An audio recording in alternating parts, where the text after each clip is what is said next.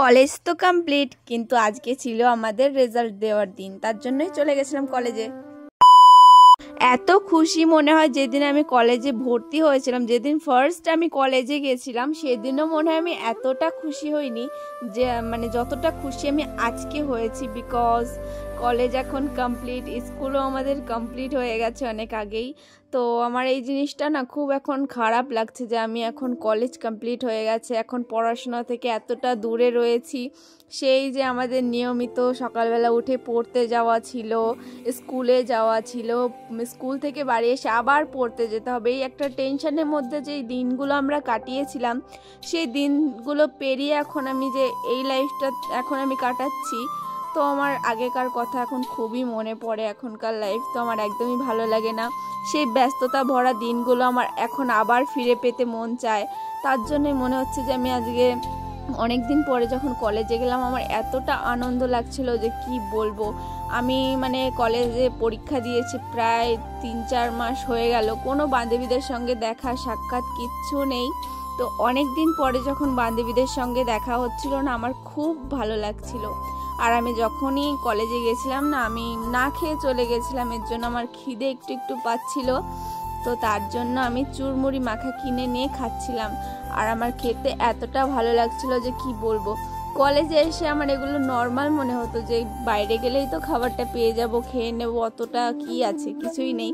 কিন্তু এখন কি বলবো, আমি কিছু বলার ভাষা নেই। আমার এতটা ভালো লাগছে আজকে কলেজে এসে কোনো একটা কিছু কিনে খেলেও সেই জিনিসটার স্বাদ মনে হচ্ছে যে বেড়ে যাচ্ছে। আমার এতটা ভালো লাগছিল, বিকজ এদের সঙ্গে আর সেরকমভাবে আগের মতন আর দেখা হবে না, এর জন্য না আমার কষ্ট লাগছিল।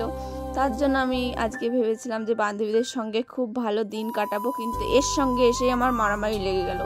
এ আমার গাল টিপছিল, আমি ওর গাল টিপছিলাম, যে ব্যথা হয়ে গেছিলো। মারাপিট করার পর একটুখানি কমন রুমে বসে বসে আমরা গল্প করছিলাম। তারপরেই আমার কাছে চিরুনি ছিল না, আর চুল ছিল ভেজা, এর জন্য খুলে এসেছিলাম, তাই চুলটা বেঁধে নিলাম।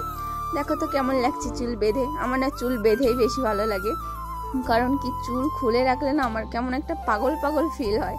তো যাই হোক, তারপরে আমরা একটুখানি কলেজের পেছনের সাইডটা চলে এসেছিলাম।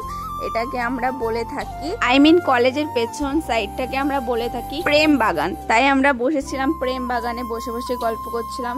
এর আগে আমার এতটা ভালো কোনোদিনও লাগেনি। কলেজে এসে বসে থাকতাম, বান্ধবীদেরকে বলতাম যে কখন বাড়ি যাবি, চল বাড়ি যাই, ভালো লাগছে না, বাড়ি যাই। কিন্তু এখন আমার আজকে মনে হচ্ছে যে না, আর একটুখানি কলেজে আমি টাইমটা কাটিয়ে যাই।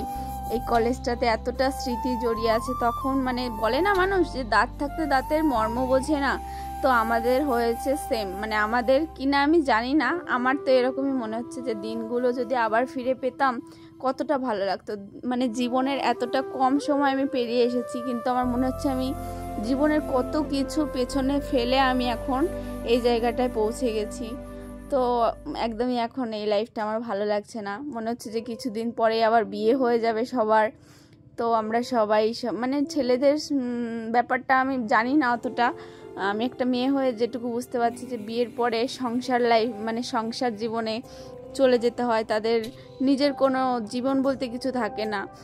নিজের হাজব্যান্ডের কাছে সব কিছু জিজ্ঞাসা করে যেতে হয়। কোথাও গেলে পরে কোনো বান্ধবীদের সঙ্গে দেখা করতে গেলে, কোনো একদিন সবাই মিলে একটু টাইম স্পেন্ড করতে চাইলে সেটার পারমিশন আমাদের হাজব্যান্ডের কাছ থেকে নিতে হবে, তারপরে আমাদের সেই কাজটা করতে হবে। কিন্তু মা বাবার কাছে কিন্তু সেটা না। মা বাবার কাছে আমরা যখনই কোথাও যাব, মা আমি এখানে যাচ্ছি, ব্যাস মা বলতো যে ঠিক টাইমে বাড়ি চলে আসিস, এটুকুই। কিন্তু বিয়ের পরের জীবনটা মনে হয় না এতটা ভালো, আমার তো মনে হয় না। তো যাই হোক বন্ধুরা, আজকের ভিডিওটা এই পর্যন্ত, দেখাচ্ছি অন্য কোনো একটা ভিডিওতে। ততক্ষণের জন্য টাটা।